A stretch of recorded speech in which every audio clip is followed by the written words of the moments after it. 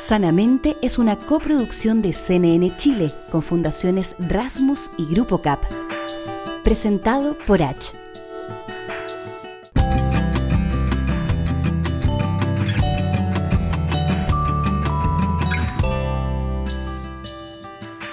Hola, ¿cómo están? Bienvenidos, bienvenidas otra vez a Sanamente. Hoy tendremos, como es nuestra costumbre, un capítulo apasionante. Vamos a conversar sobre recomendaciones prácticas que nos permitan mejorar las relaciones entre padres e hijos con el experto británico Paul Dix.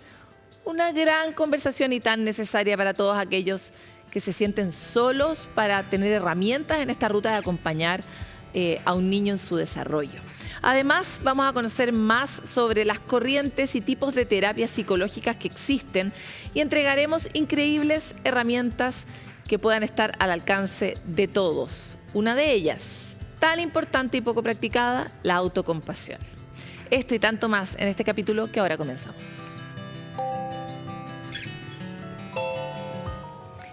Relacionarnos entre nosotros, relacionarse con otros, es una parte estructural de nuestra naturaleza humana. Sin embargo, nos hemos alejado de esa práctica. A veces nos suena ajena la posibilidad de pertenecer a una comunidad o actuar comunitariamente. ¿Cómo podemos convivir mejor entre todos y dejar de lado este sentimiento que tanto daño ha hecho a nuestras sociedades, como es el individualismo? Miranda Aspe nos cuenta más en la siguiente nota. Formamos parte de un gran engranaje. Interactuamos, nos relacionamos y sobrevivimos a partir de esos vínculos, experiencias personales que hilvanadas conforman el poder de lo colectivo. Es esa convivencia, vivir en compañía uno de otros, lo que se ha transformado, dejando a un lado lo comunitario y dando cada vez más espacio a lo individual. Y las sociedades modernas han tenido mayor o menor éxito en combinar ambas cosas. Porque cuando tú exacerbas una o la otra, ambas cosas son problemáticas, y problemáticas en un sentido bien concreto, ¿no? Desde problemas de salud mental hasta altas tasas de desigualdad, de falta de cohesión social. La modernización tiene como una de las consecuencias vivir en sociedades cada vez más individualistas. Esto se refleja, por ejemplo, en el hecho de que la forma colectiva de procesar muchos conflictos o demandas pierde terreno y en su lugar aparecen formas cada vez más individualizadas de resolver nuestras dificultades, de resolver nuestras demandas, incluso de resolver nuestros malestares. Bocinas, caminar sin levantar la cabeza, despreocuparnos por el de al lado, son imágenes cada vez más recurrentes y ya son parte de nuestro día a día. La forma de sociabilización regida por la autonomía personal es casi una norma. Desde cómo nos movemos en el espacio público hasta las formas en que elegimos comunicarnos, son algunos ejemplos de cómo la falta de sentido de colectivo debilita el lazo social. Pero, ¿cómo este cambio afecta al bienestar?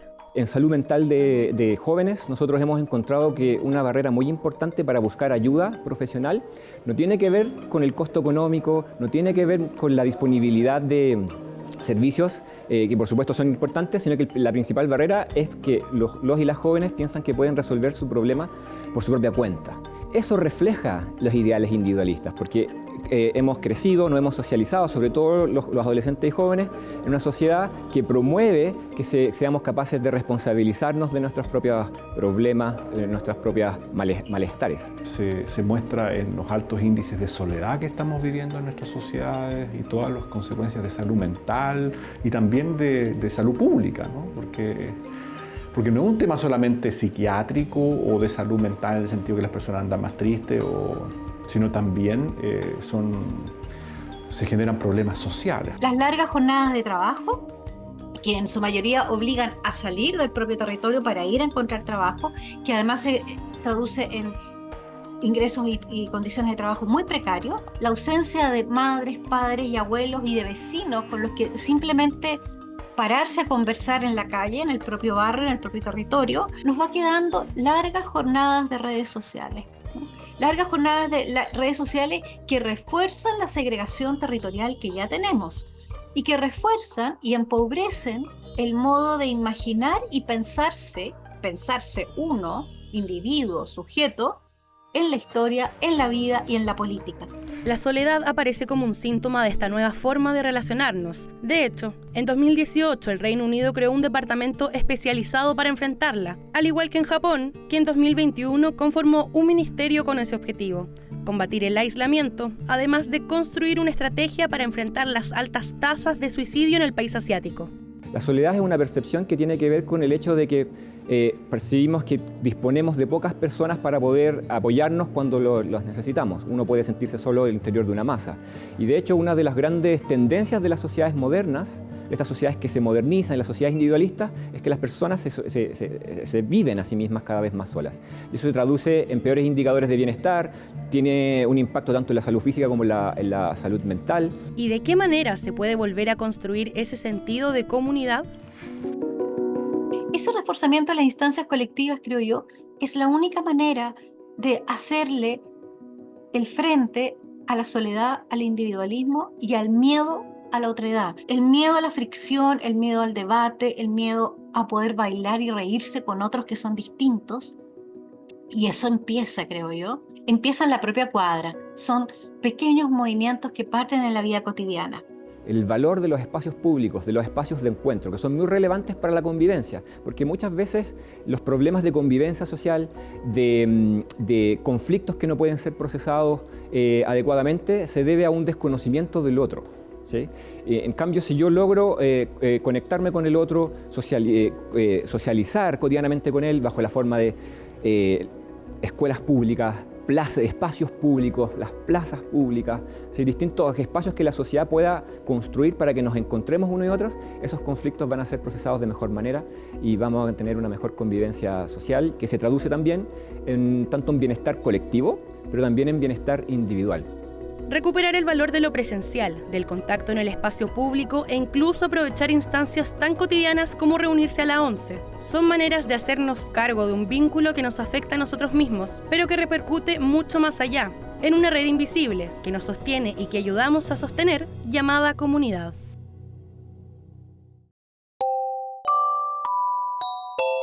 ¿Están ustedes criando? ¿Conocen a alguien que esté en algún tipo de crisis respecto de este proceso que además es largo? Pues tuvimos una conversación muy interesante con Paul Dix, británico, especialista en los temas de crianza, y que se las presento para que la vean a continuación. Para quienes somos padres y madres, no será para nada ajeno decir que la paternidad es una cuestión difícil. Nos conecta con nuestros aprendizajes primarios, con emociones muy básicas, con nuestras proyecciones. A veces controlar nuestras mismas emociones resulta muy difícil frente a nuestros propios hijos y sin embargo esa conducta es un elemento crucial en la formación de ese niño o niña y cómo ellos van a aprender a resolver sus conflictos en el futuro, a tener relaciones sanas, a vivir en un entorno de respeto. ¿Cómo podemos evitar estas reacciones que no queremos de nuestros propios monstruos interiores frente a nuestros hijos para modelar ese tipo de conducta que queremos enseñarles a ellos dentro de nuestra casa o dentro de la sala de clase?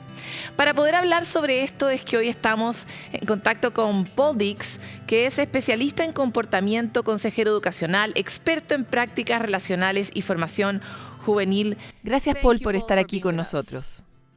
Estoy muy agradecido. Me gustaría empezar con una pregunta bastante sencilla, pero bastante profunda. Tú propones a través de tu trabajo cambiar el foco y empezar a observar el comportamiento de los adultos en lugar de ver el comportamiento de los niños y niñas. ¿Por qué? Porque pasé muchos años trabajando como profesor y me di cuenta que esa es la forma más eficiente para no solo mejorar el comportamiento de los niños, pero también las relaciones con ellos. Y lo que descubrimos es que ese mismo foco en la actitud de los adultos es igual de importante en los hogares. Tú no tienes asegurada una relación brillante con tus hijos solo por estar emparentados. Debes trabajarla también y respetar el ritmo de ambas personas. Que los adultos griten, que avergüencen a sus hijos, que los adultos se frustren y luego deban sobrecompensar, es un ciclo al que muchos padres ingresan. Y estamos mucho más interesados en la forma en que los adultos cambian su comportamiento, porque sabemos que en cuanto ellos cambian, todo lo hace. La relación, las conductas, hasta el entendimiento entre ambas partes. Ahora, cuando tú describes la fórmula suena fácil, pero si podemos asegurar algo con total certeza y claridad, es que cambiar es lo más complicado que se le pide a las personas. Es muy difícil para la humanidad cambiar. Entonces, si nosotros aprendimos todas nuestras conductas del pasado, desde nuestros propios padres, ¿cómo podemos aprender ahora una nueva forma para ser padres? Creo que es complicado. Muchos de nosotros fuimos criados por una parentalidad estricta. Quizás eran tiempos diferentes, con otros contextos. Los niños modernos demandan un poco más. Saben más del mundo, tienen acceso a un montón de cosas que nosotros no teníamos a nuestro alcance, y el juego es diferente hoy en día. No es bueno intentar resolver problemas del ahora con soluciones del ayer. Así que lo que intentamos hacer es cambiar el foco. Muchas personas tienden a culpar a los hijos, que el niño es el malo, que la niña es la malcriada, ellos son los difíciles. Si solo pudiéramos mejorar a los pequeños. Y yo lo único que le pido a los adultos es que volteen un poco los espejos hacia ellos mismos en primer lugar.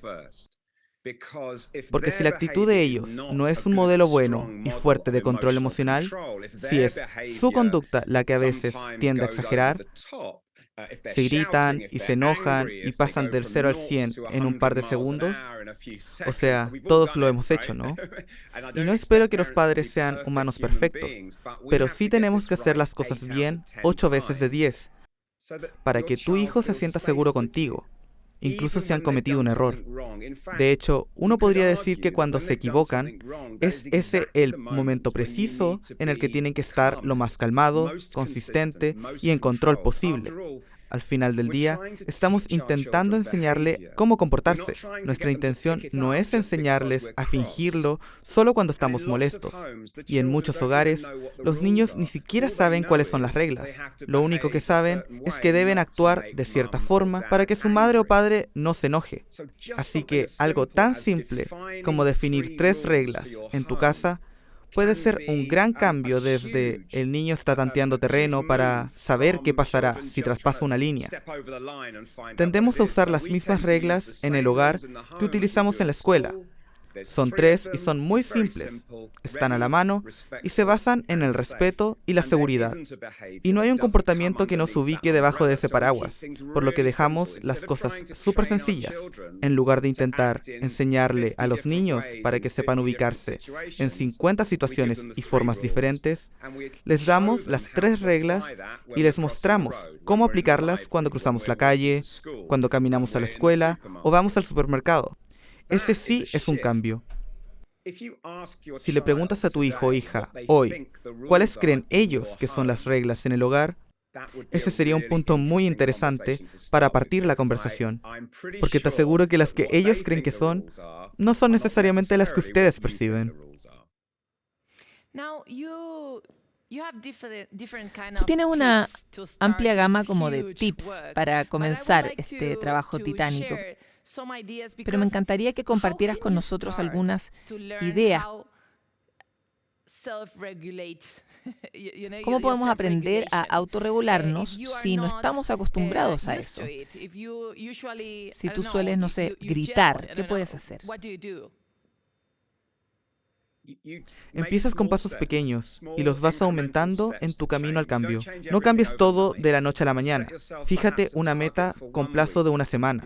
Quizás tu objetivo para la próxima semana sea no gritar. Pero eso no quiere decir que ya estés regulado emocionalmente o que estés actuándolo. Durante esa primera semana, donde no gritarás, aún estarás marcando límites y asegurándote que las reglas se respeten, pero rehusándote a gritarle a tus hijos en el proceso. Y te darás cuenta que su reacción a la conversación, a tus correcciones, va a empezar a cambiar. Honestamente, la gente que toma el desafío de no gritar o alzar la voz por una semana, de repente se da cuenta que hay mucho más a la hora de enseñar comportamiento que solo el castigar o sancionar. De hecho, cuando tienes una buena relación con tus hijos, o eres capaz de tener una buena conversación con ellos, puede que sí necesites implementar alguna consecuencia. Pero la verdad es que un 90% de la parentalidad es el conversar, ¿no? Así que le enseño a las personas a mejorar en ese ámbito, y la manera más rápida de hacerlo es dejar de gritar. Pero más allá de eso, también le prestamos atención a cosas más lindas, como la anotación positiva, el notar las cosas buenas que tus hijos hacen. Es curioso, le dije a un colega hace poco, dime algunas cosas positivas de tu hijo. Y le tomó bastante tiempo dar con una. Su hijo adolescente está en su mente todo el tiempo y le preocupa. Por supuesto que ama a su hijo, pero no podía recordar la última vez que se había parado y simplemente le había dicho, gracias, eso es muy amable de tu parte. En verdad aprecio mucho que te arregles con tiempo. Gracias. No es necesario darle mucha importancia. La anotación positiva debe ser más amable, genuina y sincera. Solo bastan 3 veces al día, durante una semana. Y de nuevo, vas a empezar a ver cómo florecen tus hijos. Verás que te escucharán más, que interiorizarán esas apreciaciones y pensarán en sí mismos, reflexionarán sobre sus acciones. Así que todo se basa en cambios pequeños al inicio, pero en cuanto la gente comprende que su comportamiento tiene un efecto inmediato en cómo se comportan sus hijos, se vuelve bastante adictivo. Empiezas a pensar, bueno, ¿qué cambios pequeños puedo hacer que no sean complicados, demandantes con mi tiempo y sean simples y directos?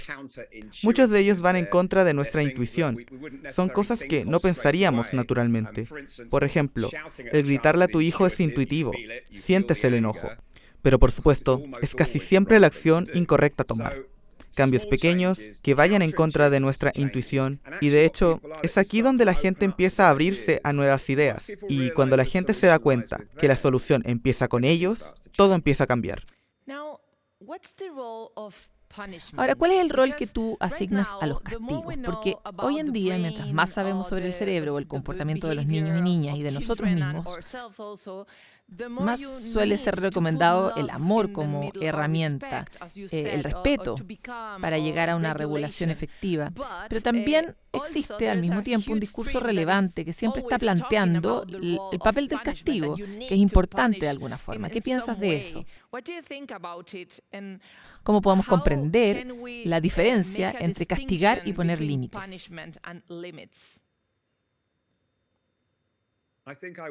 Creo que cambiaría el concepto a consecuencias. Un comportamiento pobre tiene consecuencias para los adultos y para los niños. Esas consecuencias no siempre son una punición dura. De hecho, algunas de las mejores consecuencias son las conversaciones estructuradas. Consecuencias naturales, si has estropeado algo, lo limpias. Hay muchas formas para conseguir que un niño aprenda el comportamiento correcto sin limitarse solamente a castigarlos. Y el problema con la punición, por sí sola, es que el castigo enseña los no muy fuertemente, pero también enseña otras cosas que no queremos que nuestros hijos aprendan. Y puedes enseñarles que no sin el enojo. Se puede enseñar no y mantener el límite, sin necesidad de llegar a los castigos. Pero las consecuencias sí están en el marco. No estoy hablando de una sociedad sin consecuencias, en donde solo perdonamos a los niños, somos amables con ellos y esperamos que todo sea lindo. Esa sería una locura. Así que mantenemos los límites con las consecuencias, pero las hacemos pequeñas y lo más cercanas posibles al incidente. Los niños jóvenes no pueden lidiar con las consecuencias mañana, apenas pueden recordar lo que sucedió media hora atrás.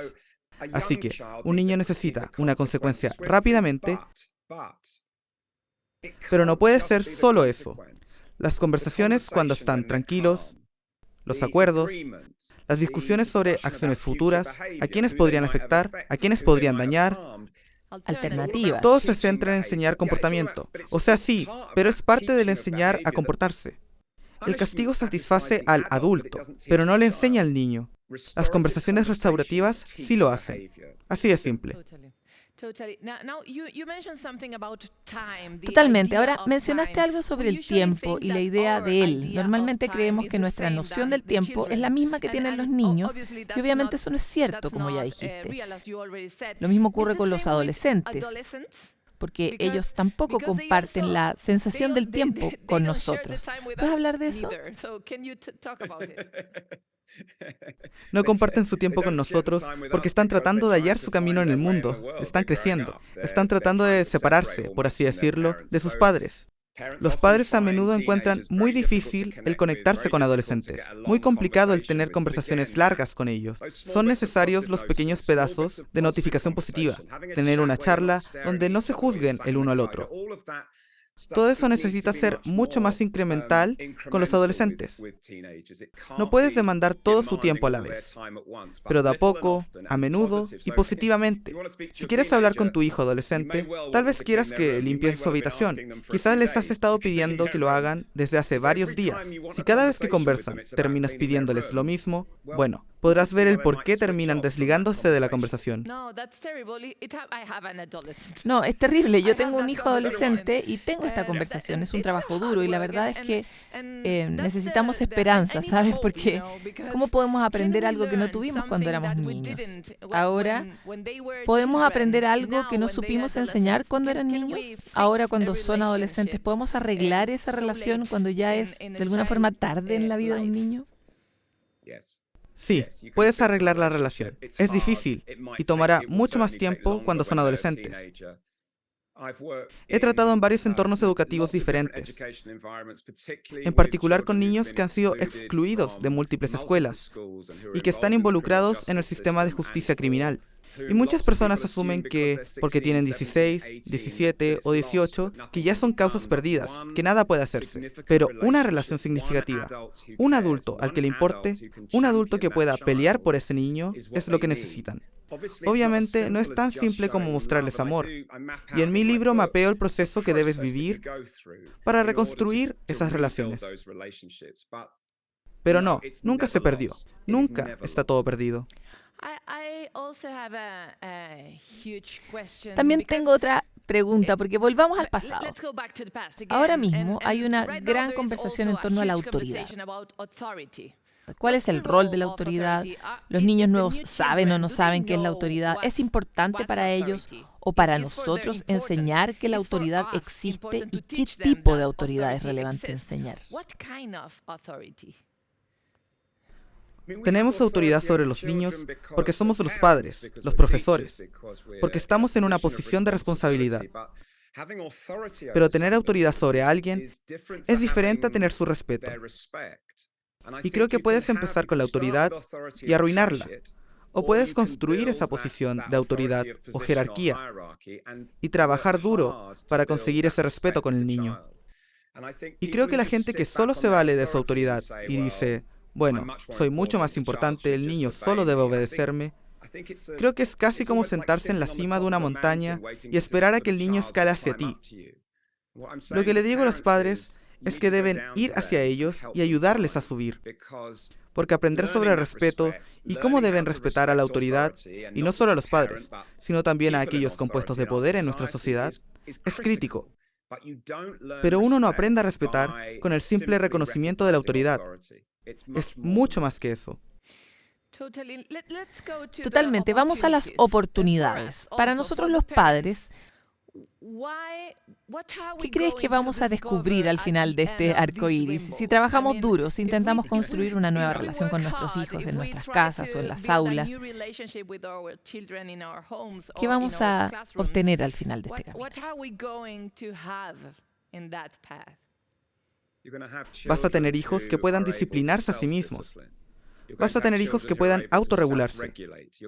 Vas a poner niños en nuestra sociedad que sabrán cómo manejar su comportamiento en todo tipo de contextos y tener una base segura y resiliente de la cual valerse. Y creo que parte de la responsabilidad de los padres es asegurarse de que su hijo pueda hacer eso. Si sientas a tu hijo hasta que tenga 18 años, con toda la autoridad y la punición que les diste, y luego los liberas al mundo de improviso, cuando son incapaces de regularse, encontrarán que la vida adulta es muy difícil. ahí habrá una ventaja. Otra ventaja para los padres es que siempre se preocupan. ¿Puedo tener una relación con mi hijo y que él sea disciplinado?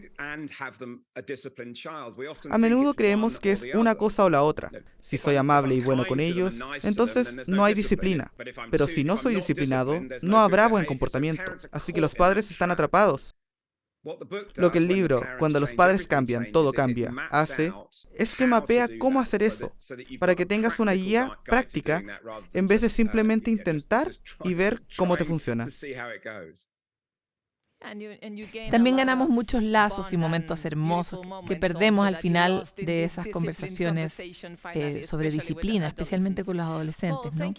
Paul, muchas gracias por esta conversación. Es algo que mueve nuestras vidas, que nos convoca día a día a los padres y a las madres. Una conversación muy relevante. Muchas gracias.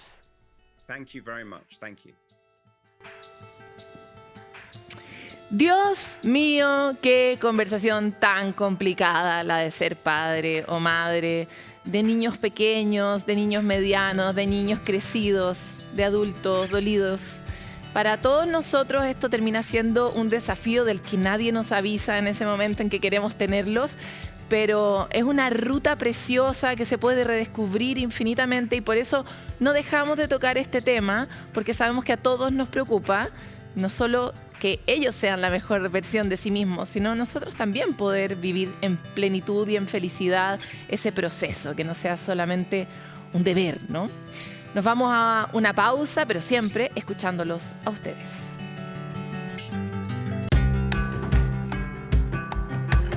Mi nombre es Valentina Castillo, tengo 23 años. Para sentirme mejor, por lo general escucho música. Me gusta tocar guitarra, entonces eso me relaja. Si a alguien le gusta cocinar, cocinar. Si a alguien le gusta tocar guitarra o la música, escuchar música, leer, compartir en familia, lo que a ellos se les haga como más fácil y lo que quieran, su espacio seguro en realidad, porque todas las personas somos distintas.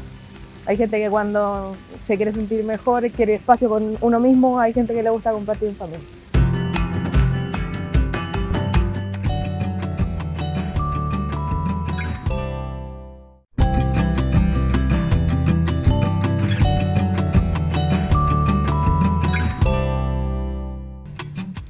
Cuando ya llevamos un rato sintiéndonos no tan bien, o nosotros mismos sin nuestra voz interior, o alguien, un buen amigo, una buena amiga, nos dicen, ¿y por qué no vas a terapia? Sin embargo, no sabemos de qué está hecho este exótico mundo. ¿Qué tipos de terapias y tipos de corrientes existen? ¿Cómo podemos saber cuál es la más adecuada para nosotros? Esas son las preguntas que nos hicimos en la siguiente cápsula de experto. Las principales corrientes psicoterapéuticas, teórico-clínicas que se llaman, son 4. Ninguna de las 4 se lleva de alguna manera el premio por la efectividad psicoterapéutica, sino que son distintos focos para el actuar psicoterapéutico.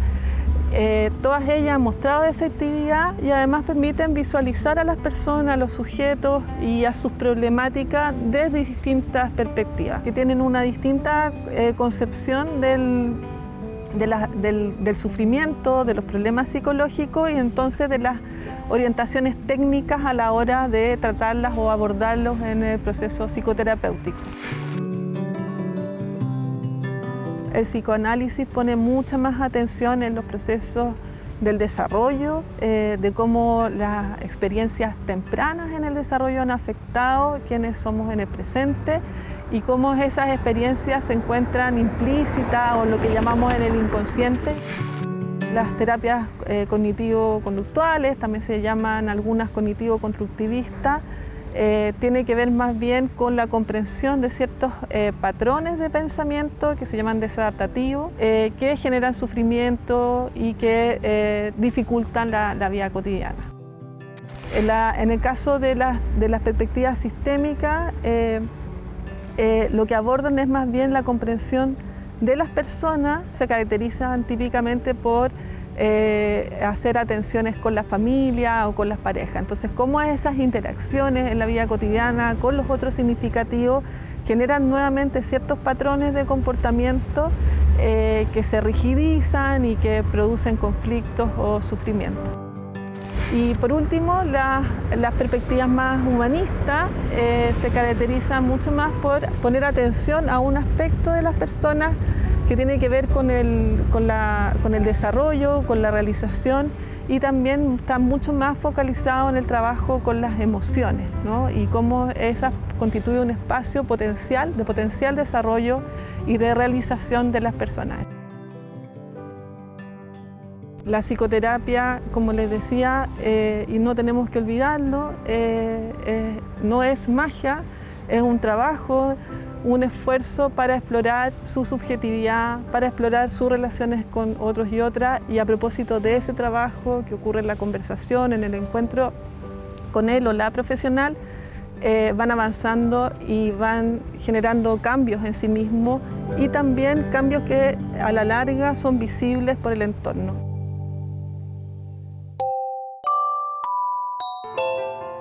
Vamos a partir nuestro espacio de puntos de encuentro con una recomendación que está enfocada en quienes tengan la labor de cuidar niños o niñas. Es Foninfancia, un programa gratuito y confidencial dedicado a dar apoyo a la crianza, incluido a los trabajadores y trabajadoras de salas cunas, jardines infantiles y modalidades no convencionales de la Fundación Integra. En caso de requerir este servicio, se puede acceder llamando al teléfono 800-200-818 o también a través del chat disponible en el sitio web www.foninfancia.cl. A través de la atención no presencial por teléfono y por chat, nuestro equipo de psicólogas y psicólogos busca contribuir en relaciones de respeto, buen trato y fortalecimiento de los derechos de la niñez. Durante 23 años se han realizado más de 239.000 intervenciones psicológicas no presenciales, democratizando así el acceso a salud mental, ofreciendo un espacio de escucha respetuosa basada en la diversidad, el bienestar de niños, niñas, adolescentes, familia y comunidad. Bueno, y esta noticia nos encantó porque otra vez se trata de una experta chilena haciendo historia en el mundo, esta vez en el continente asiático, donde ella participó de una competencia totalmente poco común, ¿no? Y la queremos destacar. Es Valentina Vilches, una médico general que vive hace 2 años en Corea del Sur y ganó el certamen de hacer nada, llamado Space Out. Esta iniciativa junta a decenas de personas para poder promover la salud mental frente a las altas cargas de trabajo. ¿En qué consiste y cómo se puede ganar? Pues en sencillo, los concursantes tienen que sentarse en un mat de yoga durante 90 minutos mirando al vacío. Los organizadores controlan la frecuencia cardíaca de los participantes y aquel que tenga el ritmo más estable se corona como el ganador o la ganadora en este caso, que fue una chilena seca para no hacer nada. Algo que muchos de nosotros tenemos que aprender a hacer, sobre todo por los beneficios que la neurociencia nos ha indicado sobre cómo se activan redes distintas que nos ayudan a limpiar nuestro cerebro y a estabilizarlo. Hola, soy Valentina, la reciente ganadora de la competencia Space Out, o como dice el titular, la ganadora en hacer nada. Tengo 30 años, soy mujer, soy médica general de profesión y sí, vivo en Corea del Sur hace 2 años. Me vine a Corea del Sur con la esperanza de reencontrarme a mí misma después de un gran periodo de burnout por la rutina que seguí por tantos años sin parar. Y gracias a eso he aprendido la importancia del descanso y de mantener las cosas en equilibrio. Tengo la gran fortuna de poder ejercer mi profesión acompañando a muchas personas en sus procesos de salud mental a través de mi consulta online. Pero también he podido vivir y disfrutar mi vida teniendo tiempo para viajar, realizar deporte a través del yoga aéreo, aprender de otros idiomas y otras culturas, creando contenido de forma amable para redes sociales y perfeccionándome aún más en salud mental a través de cursos y diplomados. Y para continuar con la onda de descansar, les queremos contar que, como ustedes saben, dormir es una parte esencial de la salud humana y frecuentemente, muchas veces lo hemos olvidado, incluso el sistema de vida lo ha dejado atrás como una especie de problema que no queremos mirar. Y queremos contarles que en el caso de mujeres, pedir esos 5 minutos más, como déjame un ratito porfa, en la cama son realmente necesarios. De acuerdo a un estudio publicado por la Universidad de Medicina de Duke, nosotras, las mujeres, necesitamos dormir por lo menos 20 minutos más que los hombres. Y no es por hacer el comentario inadecuado, pero habitualmente es más bien al revés. Pero ¿a qué se debe esa diferencia? A que el cerebro, que les permite, el mismo cerebro que nos permite realizar tareas como multitareas, estableciendo conexiones entre ambos hemisferios, genera un mayor desgaste del organismo, y por lo mismo, como el sueño es el momento en que reparamos el cuerpo, necesitamos esos 20 minutos adicionales. Los hombres, en cambio, solo hacen las conexiones neuronales entre la región frontal y posterior. Por lo tanto, ya sabemos, el tiempo extra para poder dormir es crucial para que nosotras las mujeres podamos estar bien. Así que pónganse solidarios y empiecen a practicarlo a partir de mañana, ¿ya?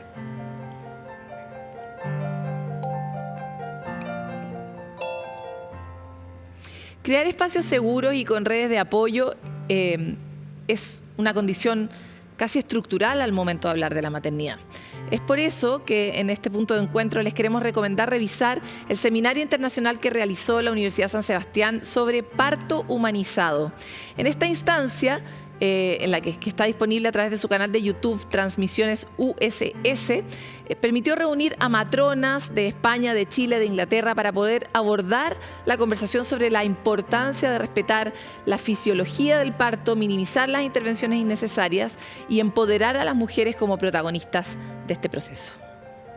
En este mundo globalizado es difícil no mirar a otros países y ver cómo están trabajando en referencia a la atención humanizada de gestación, nacimiento y puerperio. Por eso hemos querido invitar a 3 expertas, 3 matronas internacionales de España, Inglaterra y de aquí de Chile, para poder visibilizar las buenas prácticas en relación a el nacimiento y el parto. En Chile todavía tenemos grandes desafíos en cuanto a la atención humanizada en matronería. Debemos volver a lo natural. La mujer sabe parir, siguiendo su instinto. Las matronas debemos seguir acompañando gestaciones y nacimientos desde el respeto, desde el silencio, desde la intimidad, sin luz. Y por eso Chile debe modernizar las salas de parto de hospitales y de clínicas. Tiene que incorporar otros procesos que ya se están haciendo en otros países, como es el plan de parto. Y las matronas y los profesionales que estamos con las gestantes y sus familias debemos seguir formando. Por eso estas instancias son tan positivas, porque podemos rescatar todo lo bueno y las buenas prácticas de otros países y poder incorporarlas a nuestro quehacer. Volvemos a la calle para escuchar las recomendaciones que ustedes tienen para sentirse mejor. Danisa Godoy, tengo 48 años. Yo, para sentirme mejor, también, practico mucho deporte, juego pádel, desde chica hacía mucho deporte, básquetbol, y la verdad las cosas que eso me ha tranquilizado, me tranquiliza harto. Me ha sido una muy buena terapia. No importa la edad que tengas, y si nunca han hecho deporte, que lo traten de hacer, porque de verdad que es una terapia muy buena. Muy buena. Te saca de los problemas, del entorno de repente estresante que uno está acostumbrado a vivir, pero no, te sirve muchísimo. Yo empecé hace un año a jugar pádel y a mí me ha ayudado caleta. Caminar, me gusta mucho. De repente como quedarme quieta mirando hacia el horizonte, ¿cachai? Así cuestiones como relajantes, escuchar música, relajante. Y leer de repente como spot que te dan terapia, como siéntete bien, y cuestiones que te levantan el ánimo, como frases y eso.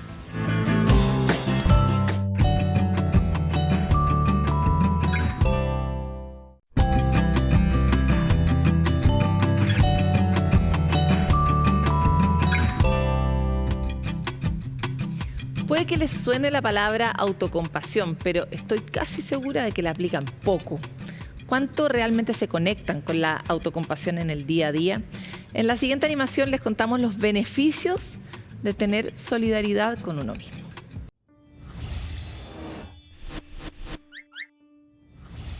Quizás te equivocaste, no tomaste la decisión más acertada o una de tus acciones lastimó a alguien. Aunque no fue tu intención, no puedes dejar de culparte por el error. Es en ese tipo de situación que la autocompasión podría funcionar como la receta perfecta. Se trata del acto de ser amables y comprensivos con nosotros mismos, en especial en momentos complejos cuando podemos experimentar estrés o angustia. Practicar la autocompasión impacta en el organismo. Fisiológicamente disminuye la reactividad de la amígdala, una estructura cerebral involucrada en el proceso de regulación de la las emociones. Es importante que no te confundas, no es sentir pena por uno mismo, sino que es tratarnos con el mismo cariño con el que apoyaríamos a un amigo cuando está en un mal momento o se equivoca. Hago todo mal o no valgo nada. Son frases negativas que puedes empezar a reemplazar por hice todo lo que pude o para la próxima aplicaré lo que aprendí y será mejor. La autocompasión te ayudará a entender que todos somos imperfectos y que tenemos distintos problemas y realidades. No lo olvides, si te hablas con autocompasión, tu cerebro y tu cuerpo lo agradecerán. Llega nuestro espacio de recomendados y hoy queremos sugerirles que lean el libro Cuidar con sentido a las personas mayores con demencias. Este libro está dirigido a quienes tienen demencia, pero también a quienes cuidan a personas mayores con demencia, con algún tipo de demencia, como por ejemplo el Alzheimer, que es un tipo de demencia. Esta publicación entrega conceptos, metodologías y terapias complementarias para un abordaje mucho más cercano y humanitario de personas mayores con este deterioro cognitivo. La publicación fue realizada por la Fundación Las Rosas y va a estar disponible en todas las librerías del país. Si ustedes quieren más información, pueden visitar el sitio web de Fundación Las Rosas. La doctora Claudia Ríos Stephens, jefa auditora clínica de la Fundación, nos cuenta un poquito más de qué se trata. Nosotros desarrollamos este libro en Fundación La Rosa pensando principalmente en el tremendo impacto que tienen los trastornos neurocognitivos, las demencias en las personas mayores, pero también en sus cuidadores. Yendo un poco a las cifras, en el año 2017 hay estudios que demuestran que aproximadamente el 1% de la población mayor de 60 años presentaba esta condición, presentaba demencia. Ya en el año 2019, estamos hablando 2 años después, prácticamente el 7% de la población mayor de 60 años presenta un trastorno neurocognitivo o una demencia. Entonces, ante esta realidad de que tenemos estos trastornos neurocognitivos que aumentan la dependencia tanto física como psíquica, es que nos vimos en la obligación, en la misión de como fundación, el poder crear un modelo para poder otorgarles mejor cuidado.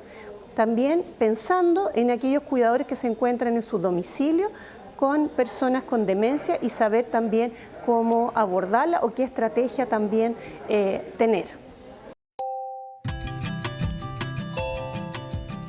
Es muy difícil comprender que las personas se transforman con esta enfermedad en alguien que a veces no reconocemos bien. Y por lo mismo esta recomendación y muchas que hemos dado en este capítulo son tan relevantes. Como ustedes saben, ya llegamos al final de nuestro programa, pero antes de irnos quisiéramos destacar algunas de las herramientas que pudimos revisar. Primero, las que entregó Paul Dix durante la entrevista, en que pudimos comprender que el castigo en realidad es más bien un elemento que puede de alguna forma satisfacer al adulto, pero que no le enseña nada a los niños. Es el primer paso que tal vez deberíamos transformar en la manera en que nos relacionamos con la crianza de los más pequeños de nuestras familias. El llamado es a hacer cambios graduales, en ir como ejercitando un músculo de ser unas personas distintas de las que aprendimos a ser, establecer reglas claras y límites en los hogares que permitan que tengamos una visión coherente de nuestro proceso de crianza frente a los niños y niñas. La responsabilidad es de los adultos y a veces se nos olvida que la tarea de criar a un niño y una niña también significa adquirir nosotros nuevas herramientas para hacerlo mejor de lo que lo hicieron con nosotros. Además, en el programa de hoy pudimos profundizar sobre algo que a veces nos es difícil y ajeno, que es la capacidad de ser autocompasivo. Y nuestra invitación es a tratarnos a nosotros como tratamos a nuestros amigos más queridos, que ojalá los tratemos bien, ¿no? Por último, queremos recomendarles, como siempre, el Fono Drogas y Alcohol 1412, donde en este servicio gratuito, anónimo, confidencial, las personas que están afectadas o sus entornos que ven a alguien que está afectado por el consumo problemático de drogas y alcohol pueden recurrir, pedir una orientación y ayudar a salir de un círculo que sabemos que es durísimo salir, pero que siempre necesita un primer empujón interno o externo. Así que sean esa mano que alguien necesita para dar un paso afuera de este círculo tan nocivo para todos. Nosotros nos vamos con este capítulo de Sanamente, pero estamos todo el rato en internet, en los distintos canales. Así que encantados de encontrarnos con ustedes, que puedan revisar nuestras entrevistas pasadas que están disponibles en nuestro canal de YouTube, que usen nuestros hashtags. Bueno, ustedes son mucho más digitales que yo, así que sabrán encontrarnos. Encuéntrenos. Nos vemos.